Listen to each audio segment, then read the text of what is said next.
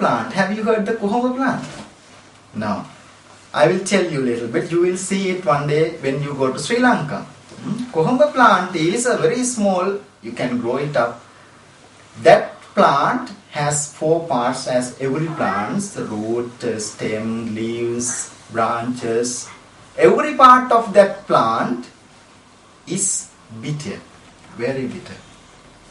So the monk said, look, this plant, very small. My dear son, go to that plant and pick a little handful of leaves, but don't hurt the plant. The child was very obedient, approached the plant and picked handful of leaves. Then the monk said, now you need to eat it properly. So the boy was very obedient, started eating.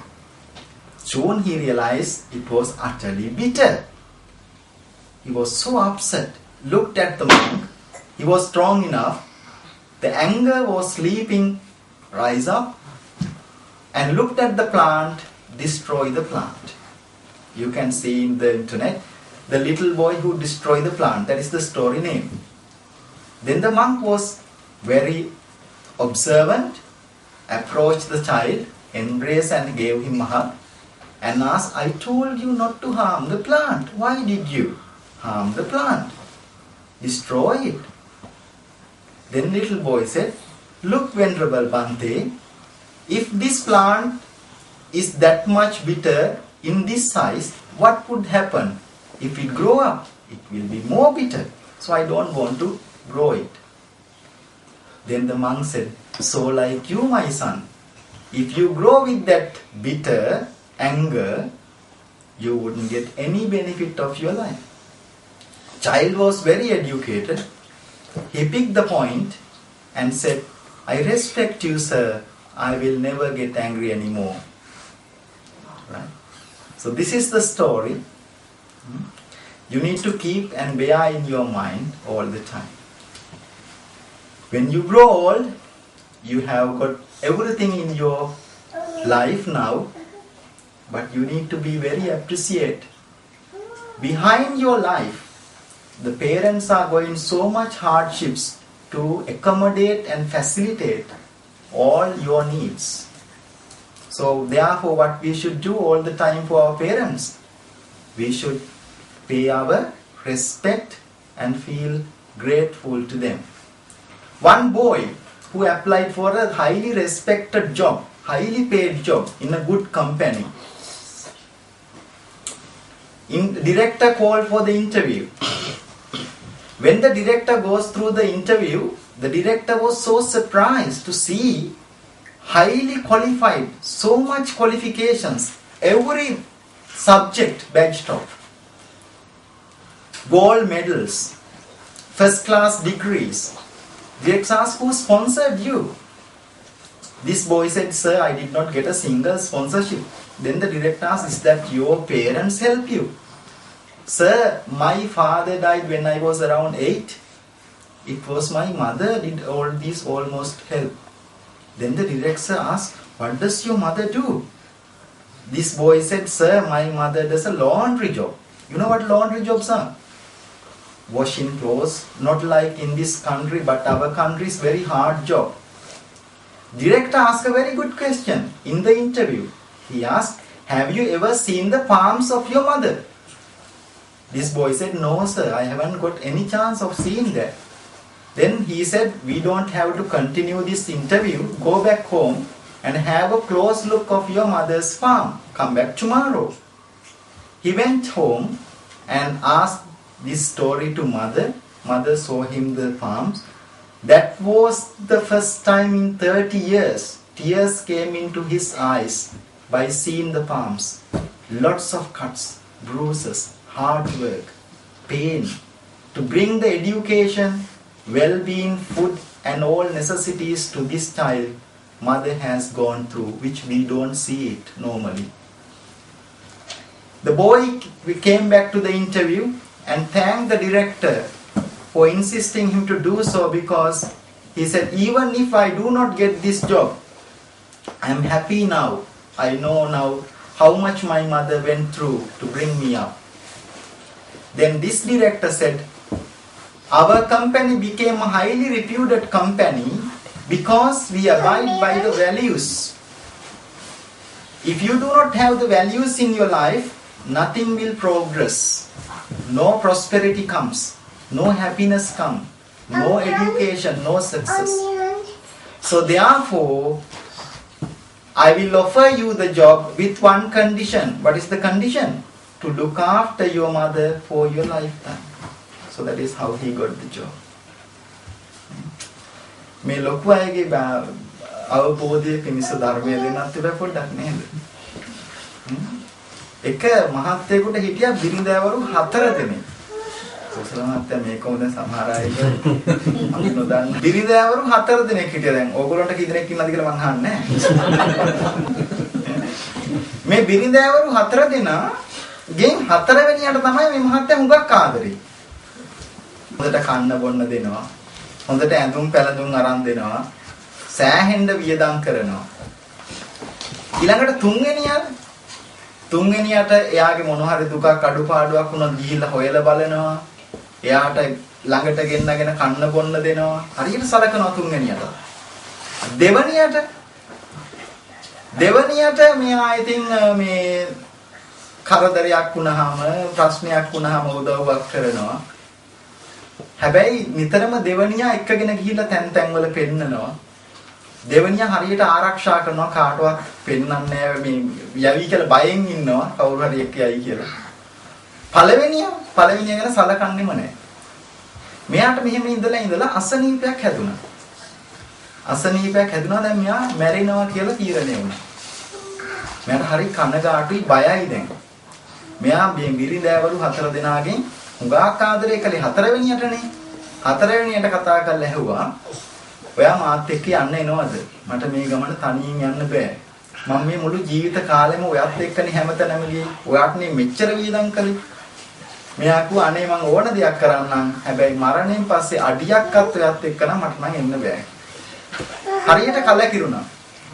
එපාර දෙවනියට කතා කළා. දෙවනියට කතා කරලා කිව්වා මම ඔයාට ළඟට ගෙන්නගෙන කන්න දුන්නා. තැන් වලට ගිහිල්ලා ඔයාගේ දුක සැප හොයලා බලලා දුන්නා. මම ඔයාට සෑහෙන අඩුපාඩු සකස් කරලා දුන්නා. මම දැන් මැරෙනවානේ. මට මේ ගමන තනියෙන් යන්න බෑ. ඔයා මාත් එක්ක යන්න එනවද? මෙයා අනේ මං ඔයාව ඕනනම් වල ළඟට වෙනකන් එන්න. එතනින් එහාට නම් අඩියක්වත් මට එන්න බෑ. දෙවනියට මෙයා කිව්වා මම දැන් ඔයා හරියට ආරක්ෂා කළා. ඔයා වෙන කෙනෙක් එක්ක යයි කියලා බයෙන් මං හිටියා. ඒ නිසා දැන් මම මැරිලා තනියෙන් යන්න වෙන්නේ මේ ගමන මාත් එක්ක යන්න එනවද? එයා කිව්වා අනේ ඉතින් මට නම් අඩියක්වත් මරණයෙන් පස්සේ යත් එක්ක එන්න බෑ. පළවෙනියට කතා කළා. පළවෙනියා කිව්වා මම ගැන නොසලුවට කමක් නැහැ. මම නම් ආත්මයක් පාසයත් එක්ක එනවා කියලා. දැන් මේක කිව්වම සමහර නෝනලා හරි සන්තෝෂයි අපේ මහත්තයා. මේ බිරිඳෑවරු 4 දෙනා is a symbolical meaning. 4 වෙනියා තමයි තමන්ගේ ශරීරය. 3 වෙනියා තමයි අපි මේ ජීවිත කාලේ අපේ දරුවෝ, යාළුවෝ, මිත්‍රයෝ ඒගොල්ලෝ අපි බල ළඟට වෙනකන් එන්න. එතනින් එහාට නම් අපිට එන්න බෑ. දෙවනියා තමයි අපි රැස් කරපු සල්ලි, වස්තුව, නම්බුව, ගෞරව ඒවා වුණත් අපිත් එක්ක යන්නේ නැහැ. පළවෙනි බිරිඳ තමයි තමන්ගේ හිත.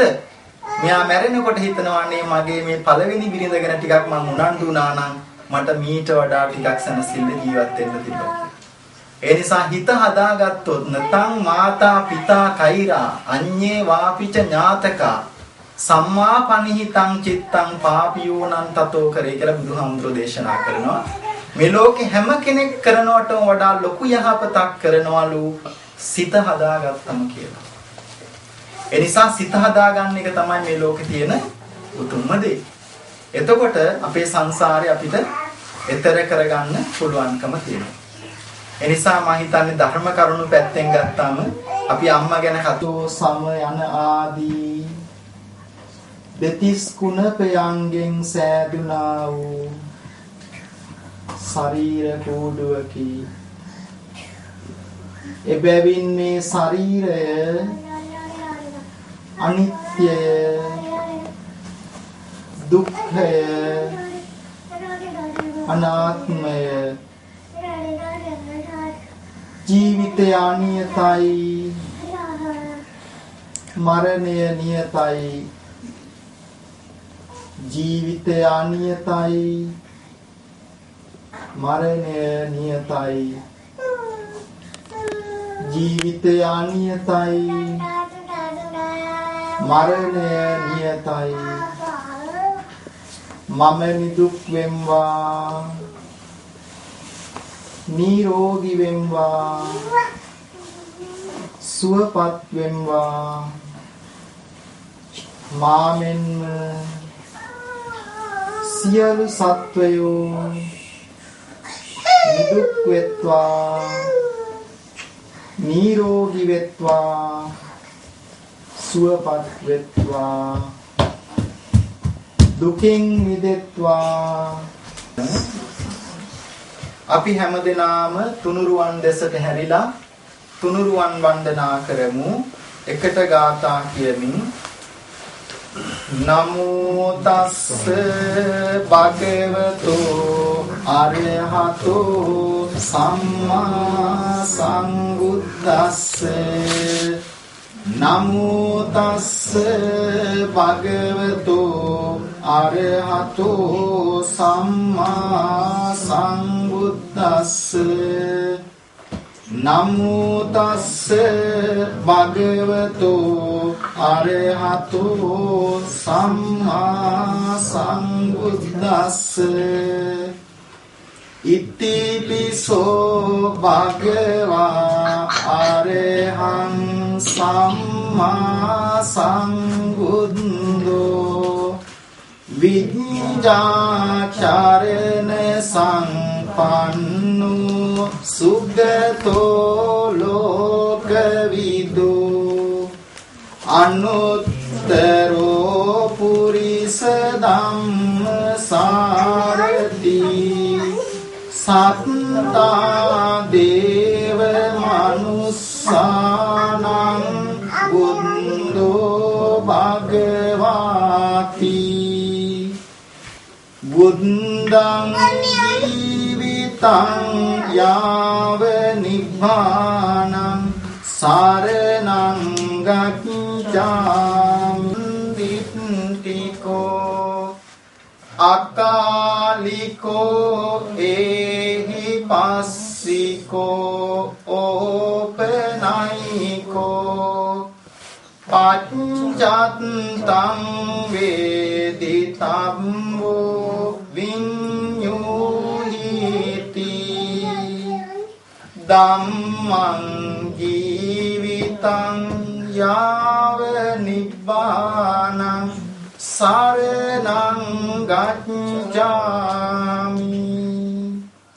සුපටිපන්නෝ භගවතෝ සාවක සංඝෝ උජ්ජුපටිපන්නෝ භගවතෝ සාවක ඥායපටිපන්නෝ භගවතෝ සාවක සංඝෝ සාමීචි පටිපන්නෝ භගවතෝ සාවක සංඝෝ යදිදං චත්තාරි පුරිස යුගානි අට්ඨ පුරිස පුංගලා ඒස භගවතෝ සාවක සංඝෝ ආහුනේයෝ පාහුනේයෝ දක්ඛිනේයෝ අංජලි කරණීයෝ අනුත්තරං පුඤ්ඤක්ඛෙත්තං ලෝකස්සාති. සංඝ ජීවිතං යාව නිබ්බානං